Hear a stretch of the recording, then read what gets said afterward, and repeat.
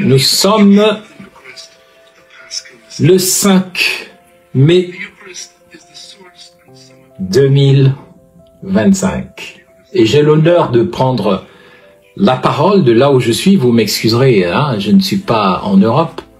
Il fait chaud comme vous le voyez, je suis dans un pays, je suis en Afrique de l'Ouest en ce moment et donc j'ai l'honneur de prendre la parole ce 5 mai pour réagir parmi les premiers acteurs politiques du Gabon, pour réagir donc à la nomination non seulement des vice-présidents de la République gabonaise suite à la constitution unique qui a donné une présidentielle unique. Nous assistons maintenant à la nomination de 2 vice-présidents uniques au Gabon et d'un gouvernement de l'iniquité. Nous sommes le 5 mai et je viens réagir très modestement à la nomination de ce gouvernement. Je vais réagir sur 3 niveaux. Le premier niveau sera bien entendu politique. Le deuxième niveau sera intellectuel. Et puis le troisième niveau, comme vous le savez, sera spirituel.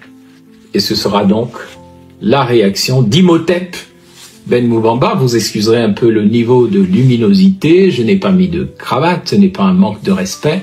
C'est tout simplement dû aux conditions dans lesquelles je suis en ce moment, au cœur de l'Afrique profonde, dans les réalités qui sont les miennes au moment où je vous parle. Mes chers compatriotes, qu'il me soit permis maintenant de réagir sur un plan politique. D'abord, à bien sûr la prestation de serment du président légal, on va dire, du Gabon, puisqu'il y a une loi fondamentale qui a été adoptée, une constitution qui est discutable, qui est mauvaise, mais qui, pour le moment, est le texte fondamental de notre pays et donc qui est légal. Puisque la légalité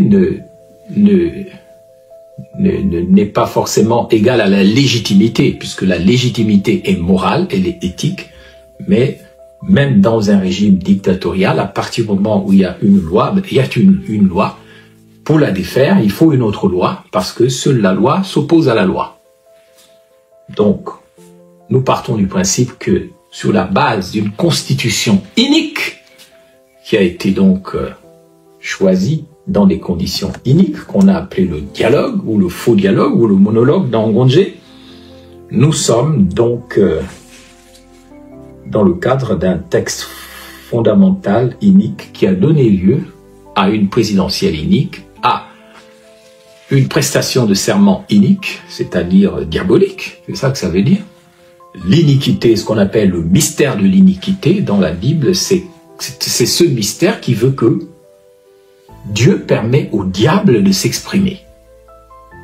Dieu donne une marge de manœuvre au diable. Alors même qu'il est supposé être bon, Dieu laisse le mal agir parce que ça fait partie aussi de son plan. Et c'est mystérieux, c'est pour ça qu'on appelle ça le mystère de l'iniquité. Si on ne vous le dit pas à l'église catholique ou dans vos églises éveillées protestantes, je vous le dis. Le mystère de l'iniquité est un mystère dont a parlé Paul et sur lequel tout croyant est totalement perdu quand il voit le mal s'exprimer dans une réalité que Dieu a créée, un Dieu qui est bon et laisse agir le mal. Un peu comme quand, dans une eau profonde et belle et potable, on voit se glisser un serpent, un python nageur, ou bien un cobra aquatique, venimeux, qui glisse dans les eaux de l'Angounier, ou dans les eaux de l'Ougoué, ou dans les rivières claires, dans les lacs bleus, et on voit se glisser à l'intérieur de cette beauté qu'est l'eau, puisque tout a commencé dans l'eau, et bizarrement, cette eau qui nous subjugue, qui est le symbole de l'éternité, et on voit parfois à l'intérieur des eaux claires comme a chanté le chanteur Pierre Claver à Kenegue. J'aime beaucoup une de ses chansons qui a pour titre « Au clair ». Au clair, machin, machin.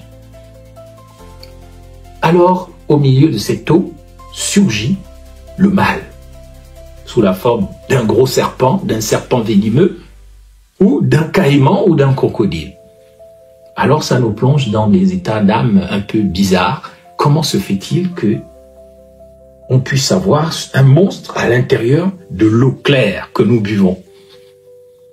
Donc c'est ça le mystère de l'iniquité. Et au Gabon, nous sommes dans le mystère de l'iniquité. Nous sommes dans le mystère de l'iniquité. Comment se fait-il que dans un espace comme le Gabon, qui est le symbole d'un paradis sur terre, le mal puisse s'exercer avec une si grande force et que Dieu laisse faire? Cela nous laisse perplexes devant ce mystère de l'iniquité. Cette iniquité, elle a trois formes. Elle a une forme politique, elle a une forme intellectuelle et elle a une forme spirituelle. En ce qui concerne la forme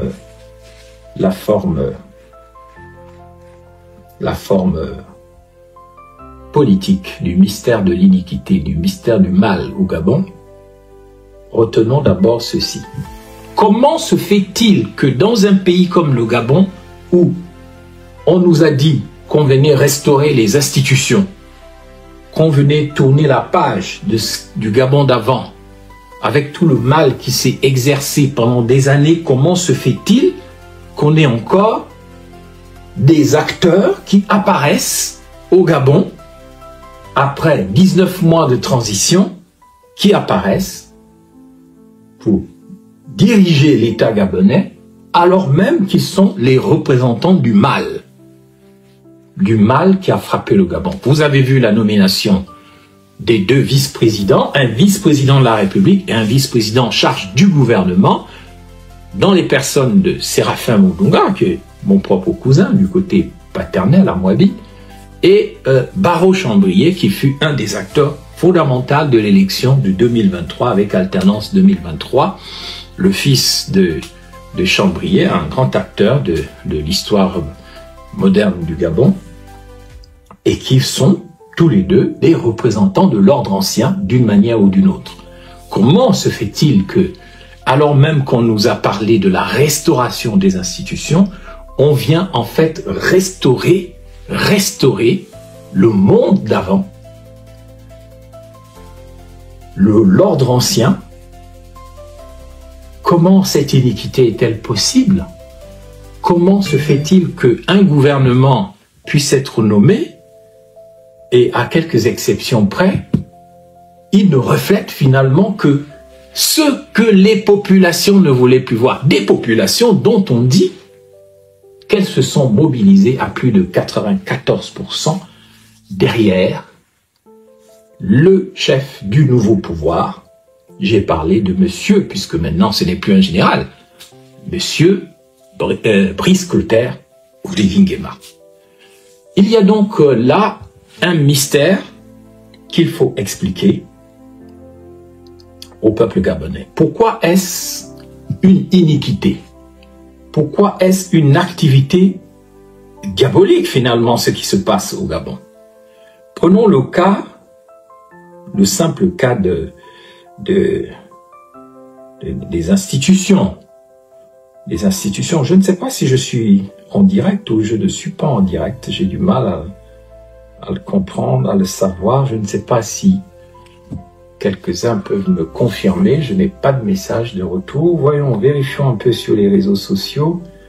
Est-ce que Ben Moubamba est-il en direct ou n'est-il pas en direct? On ne sait jamais parce que dans un Gabon libéré, c'est presque interdit de parler. C'est très étrange. C'est très étrange. On n'a pas le droit de parler, d'exercer la liberté d'expression, alors que Oligui-Nguema nous a libérés. Il nous a libérés, mais on n'a toujours pas le droit de parler. On se fait même menacer à la télévision parce que la parole est un péché. Alors, la parole n'est pas un péché. Je vois que je suis bien connectés. Alors, oui, mes chers compatriotes, la nomination des vice-présidents et la nomination d'un nouveau gouvernement, il faut reconnaître honnêtement que ce n'est pas une mauvaise chose, puisqu'il faut bien essayer de stabiliser la situation. Mais c'est l'expression d'une iniquité diabolique, parce que ce nouveau pouvoir est basé sur un mensonge politique. Ce mensonge politique, c'est quoi? Nous sommes venus le 30 août restaurer les institutions. Qu'à cela ne tienne, vous avez eu 19 mois, mais qu'avez-vous fait sur un plan institutionnel et politique? Alors, le faux, il est inscrit sur la nature des institutions qui sont maintenant en place. Parce que, qu'est-ce qu'on reprochait avant? On disait, oui, le Gabon était, depuis Léon Mba, on a accusé Léon Mba d'être un dictateur, de concentrer tous les pouvoirs, on a accusé Albert Bernard Bongo, devenu Omar Bongo, d'être un despote, de concentrer tous les pouvoirs sur lui, derrière son parti démocratique gabonais, et puis est venu Ali Bongo, on a dit, oh là là, celui-là, vraiment, c'est le despote parmi les despotes, on a fait une réforme de la Constitution en 2010, et puis en 2017, on lui a donné tous les pouvoirs, et donc, on supposait que lorsque le CETERI et le général Oligui Nguema arrive le 30 août 2023 pour restaurer les institutions. On devait savoir si le Gabon était un régime parlementaire, c'est-à-dire un régime qui s'appuie sur la séparation des pouvoirs et un pouvoir représentatif des localités du Gabon avec ces 9 provinces, ces cantons, ces assemblées départementales. Est-ce qu'on allait aller vers une forte décentralisation, c'est-à-dire une responsabilité accordée aux provinces, aux départements, aux cantons, aux villages, au regroupement de villages, avec la responsabilisation du Gabonais en tant que citoyen?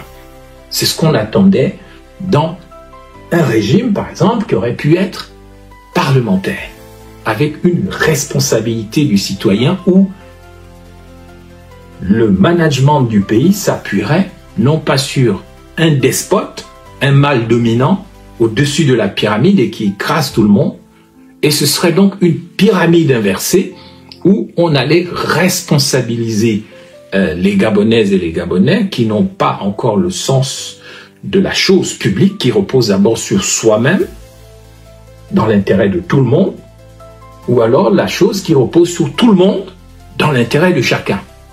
Parce que un pays qui marche bien, c'est un pays où chacun se sent responsable de tout le monde et où tout le monde se sent responsable de chacun, et ça passe par deux moyens. La décentralisation du pays, donc la responsabilité des assemblées départementales, des communes, des villes, des villages, des regroupements, des cantons. Les gens ne sont plus des choses qui suivent juste comme des mendiants, le grand frère, le yaya X ou le yaya Y, mais chacun se sent responsable de la chose publique, et toute la communauté aussi se sent responsable de ce qui arrive à une seule personne. Si c'est un enfant, Rinaldi, il se sent responsable de cet enfant qu'on doit ni enlever, ni tuer, ni manger, ni dévorer, tout le monde, comme les abeilles, parce qu'un pays qui fonctionne bien à la même fréquence. C'est la même fréquence, un peu comme chez les abeilles. Quand vous arrivez devant une ruche d'abeilles, si vous attaquez une seule abeille, toutes les abeilles vont la défendre. Et chaque abeille se sent aussi membre d'une ruche. La nature nous parle et nous enseigne, mais nous ne retenons que le côté mauvais de la nature, l'agressivité, les panthères qu'on a vues au stade de la nation lors de la prise de fonction du nouveau président. Voilà ce que nous retenons, mais nous ne voyons pas les modèles positifs que la nature nous montre. Par exemple, le monde des abeilles, la solidarité fréquentielle qu'il y a entre les abeilles, les emmène à se sentir responsables de la plus petite abeille. Et la plus petite abeille se sent responsable de la ruche, c'est-à-dire de la globalité, de la communauté globale. Pourquoi doit-on finalement rejeter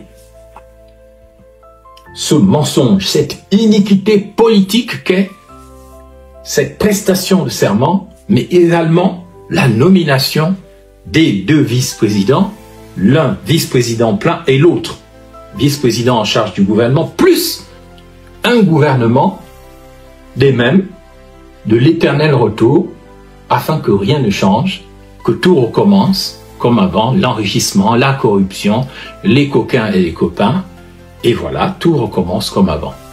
Donc, premièrement, on aurait pu s'attendre dans un régime qui veut réformer les institutions, comme ils se sont appelés eux-mêmes à l'époque le CTRI.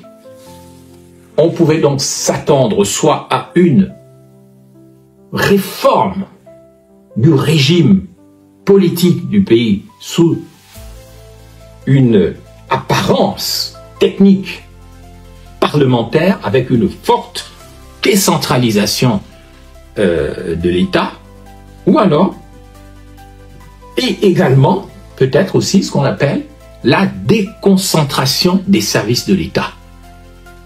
Que la gestion de l'État ne puisse plus être concentrée seulement à Libreville, qui n'est pas une vraie capitale, mais que de nombreux services de l'État soient déconcentrés sur l'ensemble du territoire, mais également, je l'ai dit, décentralisation de l'État avec la responsabilité des Gabonaises et des Gabonais et des personnes qui sont chargées d'empêcher l'effondrement de l'État sur toute l'étendue du territoire. Ça n'a pas été fait.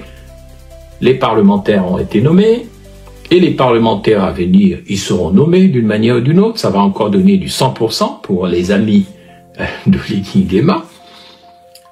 Mais alors, si vous êtes contre le régime parlementaire et vous voulez faire un régime présidentiel, comme ça a été fait, où le président est finalement un très super haut fonctionnaire, et si vous voulez faire le régime présidentiel comme ça a été fait, mais très mal, alors vous devez satisfaire à plusieurs conditions. Rien ne vous empêche de faire un régime présidentiel, mais pas une dictature. Parce que lorsque vous faites un pouvoir présidentiel, qu'est-ce que vous devez faire pour qu'il soit crédible, si vous voulez vraiment faire une vraie restauration? Bien sûr, dans ce cas, le président est fort, il est finalement en ticket avec un vice-président, donc les vice-présidents, le ou les vice-présidents auraient dû se présenter en ticket lors de l'élection présidentielle. Voilà déjà un régime présidentiel de telle sorte que s'il arrive un pépin au président en fonction, son vice-président puisse lui succéder sur la base d'une simple prestation de serment. Et on a pour modèle le système américain qui est très bien constitué, qui s'inspire de la Constitution romaine. Et la Constitution romaine, c'est une stricte séparation des pouvoirs. Il n'y a pas de mélange de genres dans la Constitution romaine et donc dans la Constitution américaine, parce que la meilleure constitution césarienne, c'est-à-dire présidentielle, c'est la Constitution de Rome. Celle qui a fait de cette ville de Rome la base de l'empire ou de la superpuissance romaine.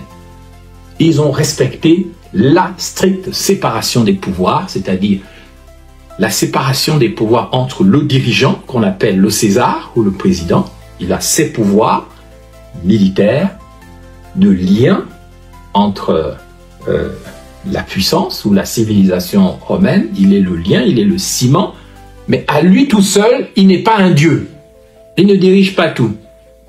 Parce que le premier pouvoir dans la constitution romaine, et donc la constitution présidentialiste, c'est bien sûr, ce n'est même pas le premier pouvoir, c'est le pouvoir central, c'est le président, c'est le César.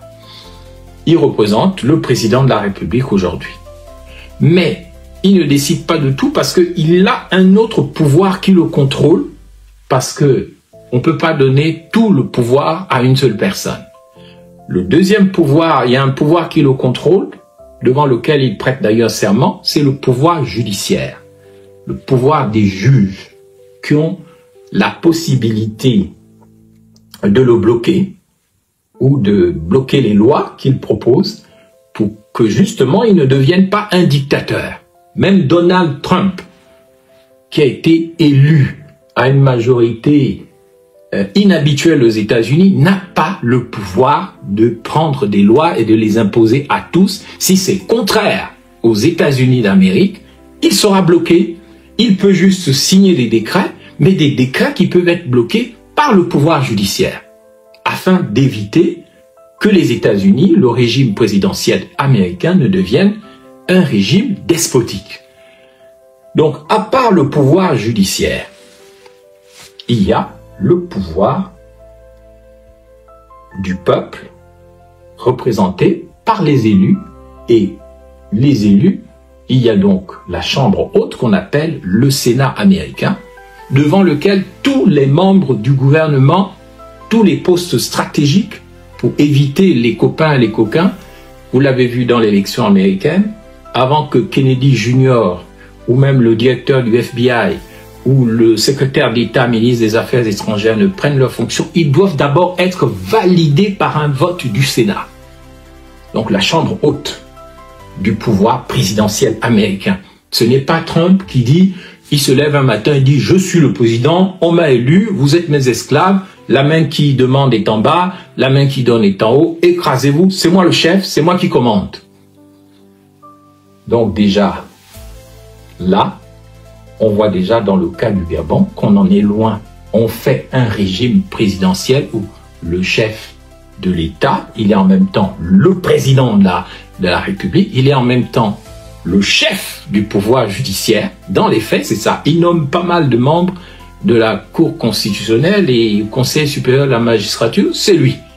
Il ne peut pas être bloqué par le pouvoir judiciaire. Et de plus, on l'a vu dans le Sénat, dans le Parlement de la transition, c'est lui qui décide de tout. Les parlementaires, qui représentent le peuple, n'ont pas leur mot à dire. Ils n'ont pas leur mot à dire. Et vous parlez de restauration des institutions. Ce n'est pas sérieux, ce qui a été fait au Gabon. Mais comme les gens ne sont au courant de rien, comme on est dans les émotions, comme on est dans la conscience magique, tout le temps dans les délires mystiques uniquement, on ne réfléchit pas à l'organisation de notre pays qui aurait pu être un modèle. Et on dit que, oui, Macron a raison quand il dit, voilà au Gabon un modèle de transition qui fera date, qu'on devrait apprendre dans toutes les écoles de sciences politiques du monde. Mes chers compatriotes, le problème de la restauration des institutions au Gabon n'a pas été réglé après 19 mois de transition. Pour la simple raison que nous n'avons pas fait de notre régime politique un régime parlementaire sérieux, basé sur la décentralisation de l'État et basé sur la déconcentration des services de l'État.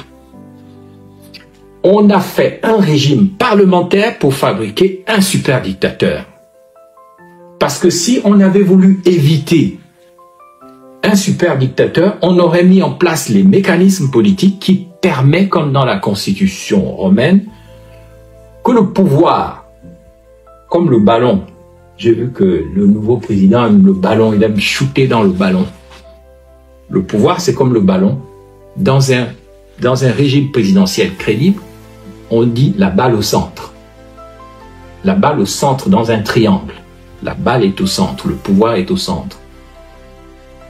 D'un côté, il est exercé par le président, donc le César, mais d'un autre côté, il est exercé par, j'ai dit, la chambre haute du Parlement et la chambre basse, qu'on appelle la chambre des députés. La chambre des représentants, plus exactement, aux États-Unis. Donc, la chambre des députés, ou la chambre basse et la chambre haute, peuvent destituer le président, si jamais il viole la Constitution. On n'en est pas là au Gabon. Donc, on n'a pas fait de vraie restauration des institutions. On a fait un habillage pour enfumer les gens. Parce qu'on sait que les gens ne savent pas. Et les intelligents ont été mis de côté, on a mis en avant ceux qui avaient juste des intérêts matériels à défendre. Et les intelligents ont été écartés pour que les vraies questions ne soient pas posées. Je vous ai dit donc que c'est la balle au centre, le pouvoir présidentiel, qui se respecte. S'il ne veut pas être une dictature, on met la balle au centre entre le César président, les parlementaires, que sont les sénateurs et les représentants députés, et le troisième point du triangle, c'est le pouvoir judiciaire qui est indépendant, qui est strictement indépendant, même si certains juges sont nommés par le président, ils ne sont pas là pour défendre le président, ils sont là pour défendre la Constitution. Aujourd'hui, pourquoi on dit que toutes les nominations qui sont faites au Gabon en ce moment, elles sont iniques? Elles sont iniques parce qu'elles sont mensongères, parce qu'elles n'ont pas participé de la réforme des institutions. Les réformes qui ont eu lieu au Gabon sont des réformettes, c'est du mensonge. C'est juste pour permettre à un homme de devenir un nouveau despote. Vous pouvez lire la Constitution, je ne vais pas la citer, elle n'est pas valable, elle n'est pas inique, mais elle est juste légale parce qu'il faut bien qu'un pays ait un texte fondamental qui organise les choses. Donc, oui, la légalité veut qu'il y ait un président, mais nous sommes encore loin de cet essor vers la félicité dont parle l'hymne national du Gabon. Mes chers compatriotes, je parle là donc du point de vue politique, de l'échec de la transition sur un plan politique et de la naissance d'une nouvelle dictature, d'un nouveau despotisme basé sur la conservation de tous les pouvoirs, entre les mains d'un seul homme. Et c'est bien pour cela qu'Oligui Nguema, lors de son serment constitutionnel, s'est trompé. Au lieu d'utiliser le verbe consacrer, il a eu un lapsus révélateur. Le lapsus, c'est quand on dit quelque chose qu'on pense et qu'on ne veut pas que les gens sachent, mais ça sort quand même. Et c'est ce qui s'est passé lorsqu'il a parlé du verbe conserver, lorsqu'il a utilisé le verbe conserver au lieu du verbe consacrer. Ce qui rend en principe son serment constitutionnel nul et de nul effet. Normalement, il doit reprendre son serment constitutionnel, même en secret, devant les juges de sa cour constitutionnelle. Rien ne l'en empêche. Parce que là, il n'a pas prêté serment, parce que quand on prête serment, on n'a pas le droit de se tromper. Moi, je respecte la légalité. Je suis très mal à l'aise vis-à-vis de cette constitution, mais c'est le seul texte fondamental légal que nous avons. Oligui Nguema doit reprendre son serment constitutionnel devant les juges en aparté dans le secret. Parce que ce qu'il a fait devant tout le monde est nul et de nul effet. Il a parlé de conserver parce qu'il veut conserver tous les pouvoirs entre ses mains au lieu d'évoquer le verbe consacrer par sa propre constitution. Donc tout ce qui se passe est légitimement nul et de nul effet, et c'est même douteux sur le plan légal parce que pour que ce soit légal, il faudrait que son serment constitutionnel soit déjà juste. Je ne vais même pas revenir sur les nominations, c'est les mêmes familles, c'est les mêmes coquins, les copains. Et ce qui est dangereux, c'est que on a violé, dans ce qui a été fait au Gabon, les principes même d'un vrai pouvoir présidentiel, où le président ne fait pas ce qu'il veut. La balle doit être toujours au centre, entre le pouvoir d'un seul, le pouvoir représentatif du peuple, qui est donc la Constitution, nous donne au peuple la possibilité de se faire représenter par des députés et des sénateurs. À partir de là, il faut vraiment que les gens se sentent réellement représentés par des personnes qui ont un réel pouvoir, mais qui n'obéissent pas au doigt et à l'œil à une seule personne.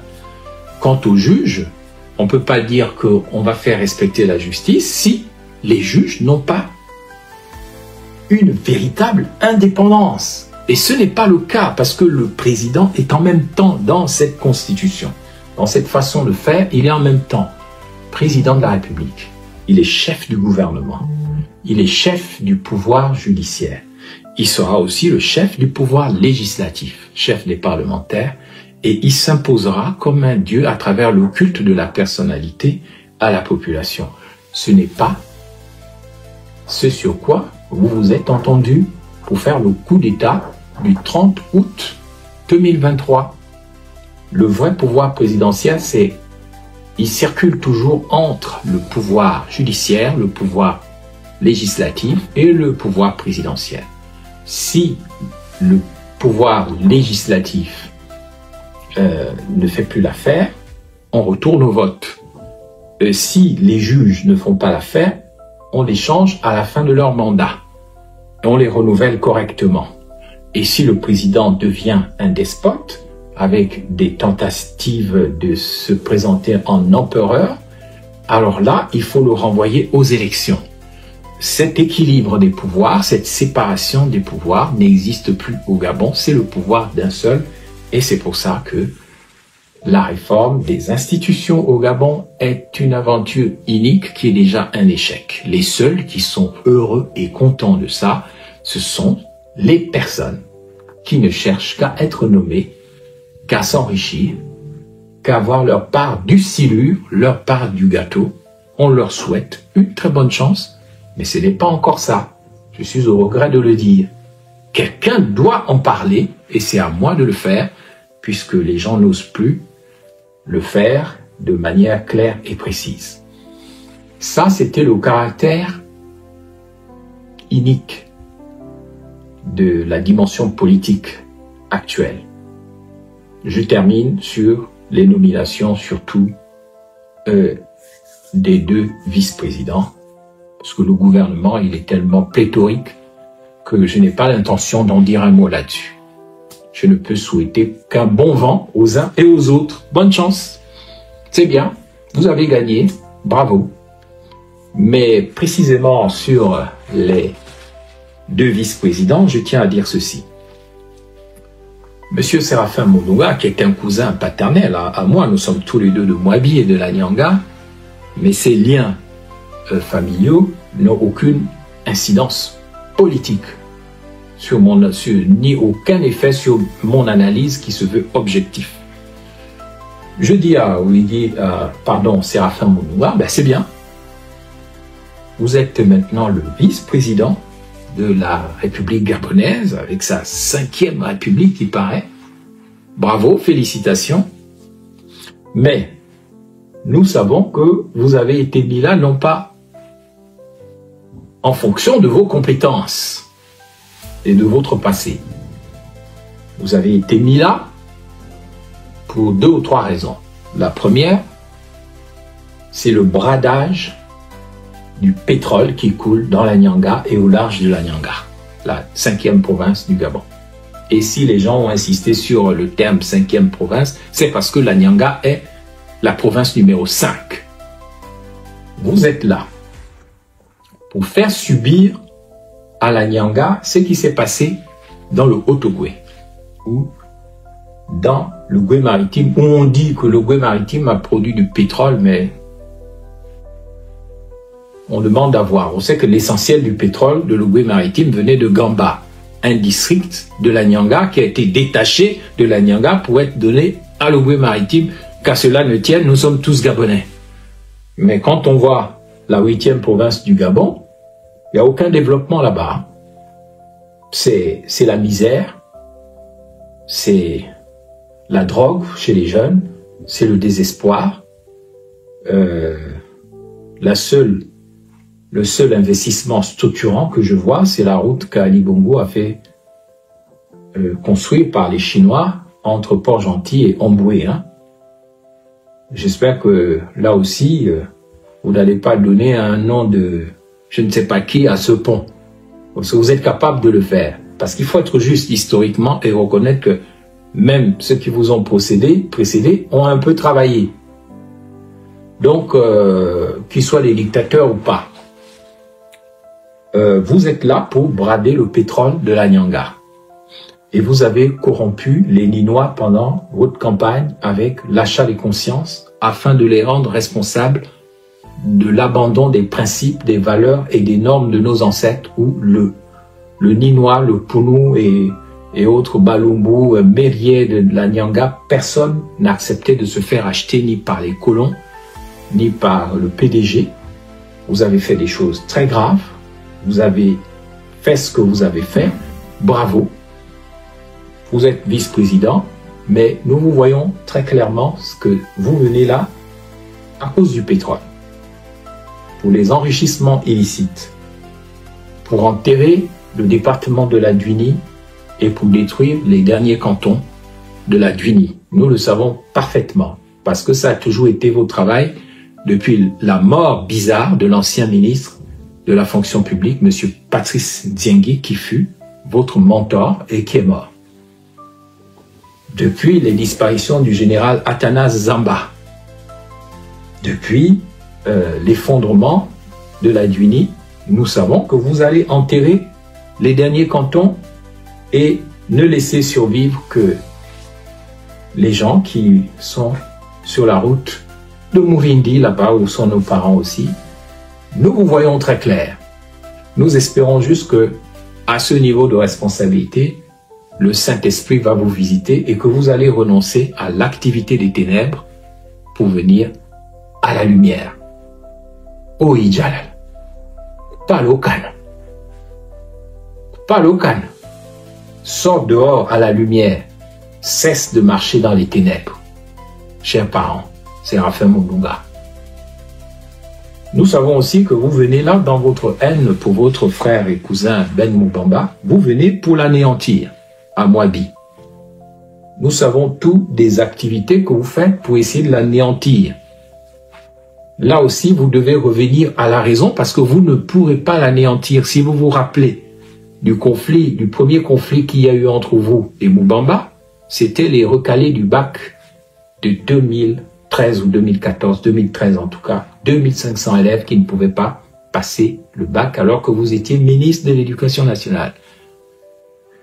Nous avons été obligés, Moubamba, secrétaire général de l'UPJ à l'époque, de soutenir les grévistes de la faim, les milliers de futurs bacheliers qui étaient empêchés de passer le bac par une réforme inique que vous avez inspirée au gouvernement d'Ali Bongo.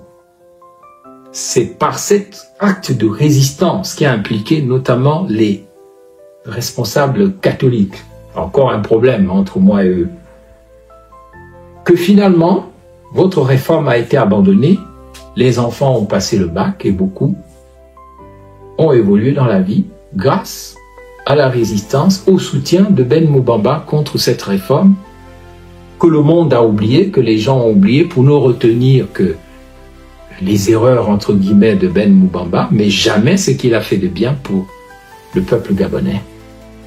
Au premier rang desquels, pour moi, cette réussite de l'empêchement de votre réforme à l'éducation nationale et qui bloquait les bacheliers de 2013. Espérons que vous allez changer et que vous allez abandonner la haine, vous allez abandonner l'esprit meurtrier, l'esprit pédégiste, règlement de compte, que vous allez tamiser vos comportements fraternels, entre guillemets. Vous voyez ce que je veux dire. Donc, je souhaite aussi que le vice-président en charge du gouvernement, Barreau Chambrier, renonce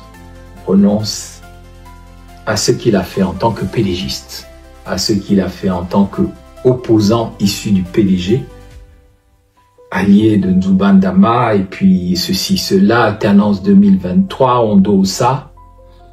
Nous voyons que ce sont toujours les mêmes acteurs qui ne font que tourner, changer de couleur comme des caméléons, et puis on dit que c'est enfin notre essor vers la félicité. Je n'entrerai même pas dans les commentaires par rapport au gouvernement qui est le même pratiquement que celui de la transition. Donc nous ne sommes pas là dans un renouveau des institutions. On n'a rien renouvelé. On a pris les mêmes pour que rien ne change.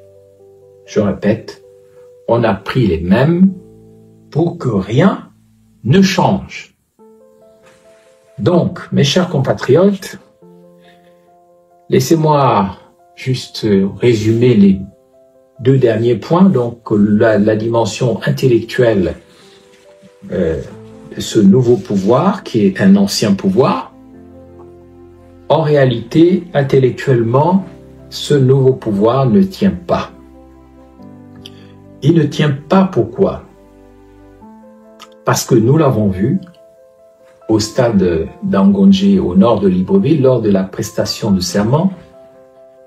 Nous l'avons vu, intellectuellement, on ne sait pas où situer ce pouvoir.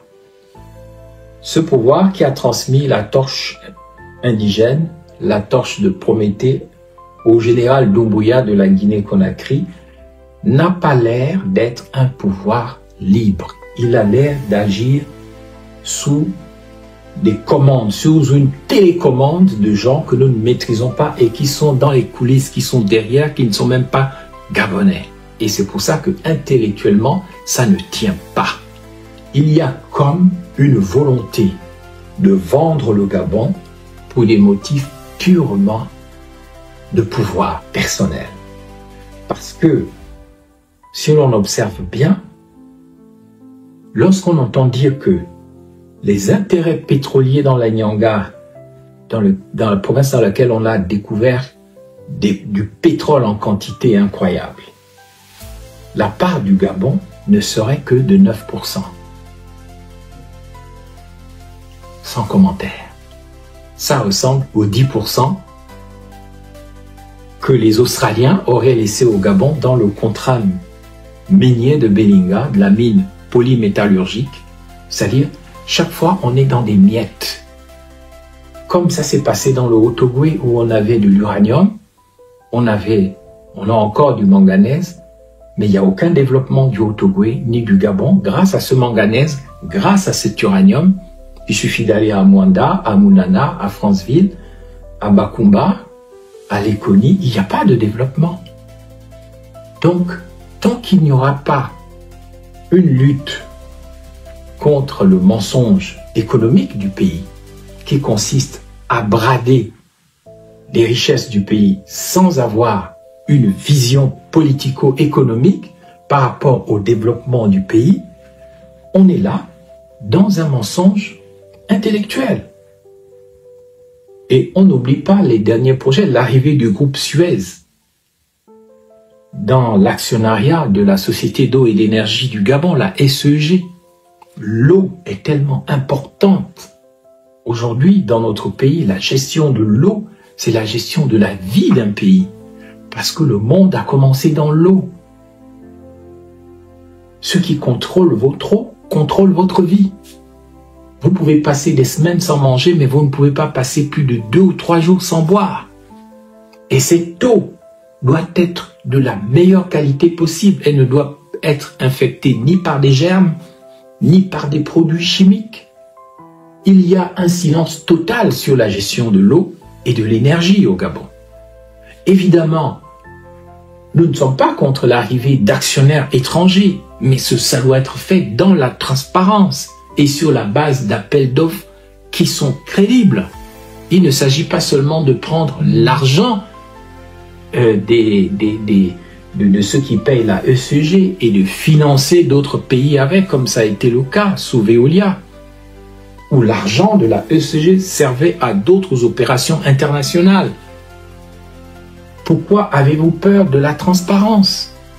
Pourquoi n'y a-t-il pas eu en 19 mois une réforme de la Société d'eau et d'énergie du Gabon, y compris de son actionnariat? Et c'est ici qu'il faut s'inquiéter de la nomination du PDG de la BGFI au gouvernement. Il faut s'en inquiéter. Qui va prendre la main de la BGFI? Le seul qui pouvait gérer cette banque correctement était Henri-Claude Ouima. Mais j'espère que c'est Jean-Pierre Ouiba dont j'ai entendu le nom au gouvernement, et non Henri-Claude Ouima. Qu'est-ce qu'il va faire au gouvernement? Il est à la tête d'une institution bancaire, qu'on l'aime ou qu'on l'aime pas, qui fonctionne très bien. Pourquoi vous l'enlevez de la BGFI? Si c'est le cas, j'espère avoir mal entendu, pour le mettre au gouvernement.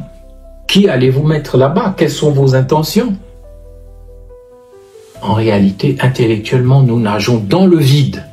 Nous ne savons pas où nous allons. Nous ne savons pas à qui le Gabon est en train d'être vendu. Que ce soit dans le cas de la SEG, que ce soit dans le cas de la BGFI, que ce soit dans le cas de la Delta Synergie, il y a, qu'on le veuille ou non, malgré les erreurs, malgré les problèmes qu'il y a eu dans le pays, il y a une base économique à réformer correctement, mais il ne s'agit pas de déshabiller Pierre pour habiller Paul, parce que Paul est votre parent. Et ça continue, et on détruit le peu d'actifs financiers que nous avons, comme vous avez fait avec le Fonds gabonais pour l'investissement stratégique. Vous avez chassé un technocrate brillant que vous êtes allé recruter à l'étranger, et vous l'avez remplacé par un voyou, un menteur, quelqu'un qui trichait avec ses diplômes, pour la simple raison que c'était un fan. Et vous avez déstabilisé le Fonds gabonais pour l'investissement stratégique, le FGIS.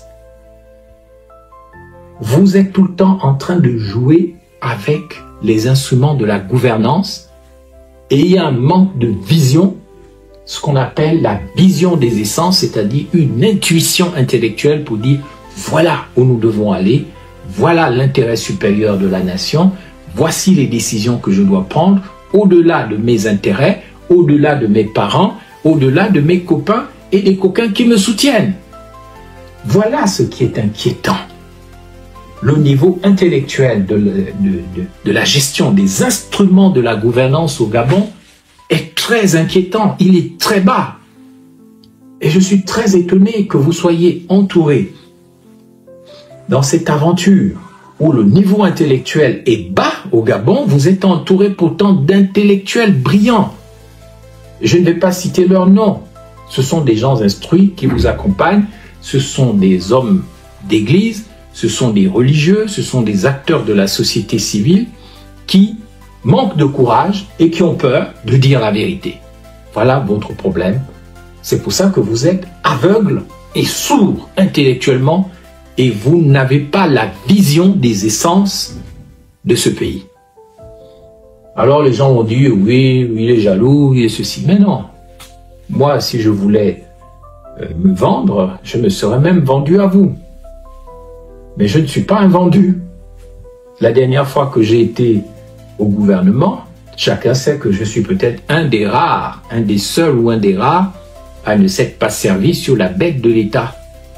Et pour cette raison, j'ai été condamné à mort au sein de ce gouvernement, au sein de ce pouvoir. J'ai retenu la leçon. J'ai retenu que le PDG ne partage jamais le pouvoir. Et il n'écoute jamais les bonnes intentions, les meilleures volontés possibles. Il ne pense qu'avec son cerveau reptilien, c'est-à-dire la partie matérialiste du cerveau, la partie la plus basse du cerveau, celle qui ne comprend rien à rien et qui ne pense qu'à survivre, qui ne pense que petit moi. Même si je meurs tel que je suis, et je ne mourrai pas tel que je suis, je n'ai pas de honte. J'ai combattu le bon combat, comme on dit dans Philippiens 2, je crois. J'ai achevé ma course et je n'ai pas perdu la foi dans le Gabon d'après, malgré tout ce qui se passe. C'est pour ça que je dis à celles de ceux qui me soutiennent, n'ayez pas peur, ne perdez pas la foi. Dieu, Jésus a vaincu le monde. Et il a déjà vaincu ce qui est mondain au Gabon.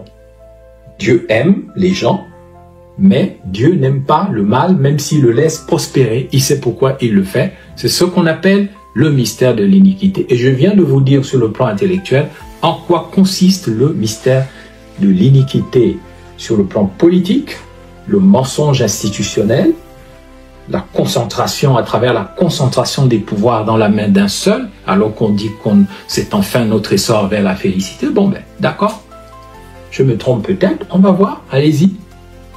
Et l'iniquité, elle est en même temps intellectuelle parce qu'elle est basée sur l'aveuglement et sur la surdité, l'absence de vision, le bradage, la vente en solde du Gabon, la poursuite de la destruction du pays par l'utilisation des instruments de la gouvernance dans un but qui n'a rien à voir avec l'essor vers la félicité. L'iniquité intellectuelle, le satanisme intellectuel, l'aveuglement, l'illuminisme. Je termine maintenant mon projet sur l'iniquité spirituelle que tout le monde a vu au stade d'Angonje. L'iniquité spirituelle consiste à se comporter comme des papillons de nuit qui sont attirés par la lumière d'un feu. Ça peut être une ampoule, mais ça peut être une torche indigène, et qui se précipitent, ces papillons se précipitent vers ce feu et ils y perdent la vie. Ce que nous avons vu au stade ressemble au comportement des papillons illuminés par la lumière d'un feu mystique et qui viennent se cramer et se brûler dedans. Et ils appellent ça la spiritualité, la mystique, les ancêtres, alors que ce n'est qu'une pure illusion et un aveuglement, encore une fois, de l'esprit quand l'esprit s'effondre sur lui-même. Donc, sachez que quand on donne la torche indigène, vous savez, ce n'est pas quelque chose que les Bantous ou les Gabonais ont inventé. C'est quelque chose qui est inscrit dans la mémoire du monde très ancienne. On appelle ça le mythe de Prométhée. Le feu sacré, c'est le feu qui a été dérobé par un dieu ou une entité dans le palais des dieux, dans l'Olympe. Et ce dieu-là qu'on appelait Prométhée, cette entité, cet esprit, est venu donner ce feu aux hommes. Mais comme il avait volé ce feu, il ne l'avait pas fait en toute honnêteté, les puissances divines ont très mal pris cela et ils l'ont condamné à être crucifié sur un rocher et un aigle devait dévorer, jusqu'à maintenant le foie de cette entité est dévoré tous les jours. Ça recommence, un éternel recommencement pour que rien ne change. C'est le mythe de Prométhée et qui a ses propres bases aussi en Égypte ancienne, mais ça, il faudrait dans ce cas vous parler du soleil de justice et de vérité, la course du soleil pendant 12 heures de jour et 12 heures de nuit, mais je ne vais pas entrer dans ça parce que c'est un peu compliqué, ça demande toute une conférence. Mais la lumière de Ra, qu'on appelle aussi le feu de Prométhée, a été donnée par les entités aux hommes, aux humains, afin de les aider dans leur pauvreté, mais en aucune manière, cette lumière ne doit être utilisée pour de mauvaises causes, pour du mensonge, pour du satanisme, pour de la tromperie, ou pour des jeux, que les Pounous appellent bingan. Parce que ce qu'on a vu le 3 mai, au stade d'Angondje, c'est un jeu. On a en effet vu un ancien porte-parole du PDG s'habiller des vertus de la thaumaturgie gabonaise, c'est-à-dire de la puissance relationnelle entre l'âme bantou et la nature ou le surnaturel pour justifier finalement une iniquité spirituelle. L'iniquité spirituelle est un mensonge lorsque les gens s'habillent des apparences de la spiritualité, en fait, pour servir des intérêts bassement matériels tels que l'argent, le pouvoir, l'avoir, le faux savoir, la fausse connaissance. Vous avez entendu au début de cette émission la fausse connaissance chantée par notre mère Patience Davani, la connaissance. Il faut qu'au Gabon, les acteurs qui sont dans l'iniquité spirituelle reculent. Sinon, ce pays n'avancera jamais. Vous ne pouvez pas vous être baigné dans des bassines remplies de sang humain sous X ou Y président et prétendre aujourd'hui que vous représentez le renouveau du pays. Vous l'avez fait. Vous avez égorgé des enfants. Vous avez tué des gens. Vous avez bu du sang humain. Vous avez mangé la chair humaine. Vous avez invoqué des démons. Vous n'avez respecté aucune loi morale, aucune vertu. Vous ne pouvez pas représenter le renouveau dont le pays a besoin parce que ce renouveau, il doit être basé sur le respect d'un certain nombre de principes. Ce n'est pas des principes qui qui ressemble à la panthère que vous avez exhibée, à la lance que vous avez donnée, à l'appel à la guerre, à la tuerie que vous avez exprimée. Parce que la lance, c'est la griffe de la panthère. Et c'est avec cette griffe qu'elle vous déchire le corps. Et la panthère, elle vous dévore, elle lappe, elle boit votre sang. Et c'est ça le renouveau du pays. Et c'est ça l'essor vers la félicité. C'est ça votre mystique. Que faites-vous de la beauté, du soleil, de justice et de vérité? Et vous venez nous montrer des totems de tuerie, de lance, de griffes, de la panthère, de dents, de méchanceté, et vous menacez les gens dans un stade que quiconque machin, qu'il meure. Mais ça veut dire que vous n'avez pas la souveraineté, vous n'avez pas la tranquillité, vous n'avez pas la justice et la vérité avec vous. Vous êtes en train de mentir, c'est une iniquité. Parce que si vous étiez serein dans votre pouvoir de 94%, vous n'auriez pas besoin de menacer les âmes avec des entités militarisées de la terreur des âmes, telles que les panthères, telles que les lances.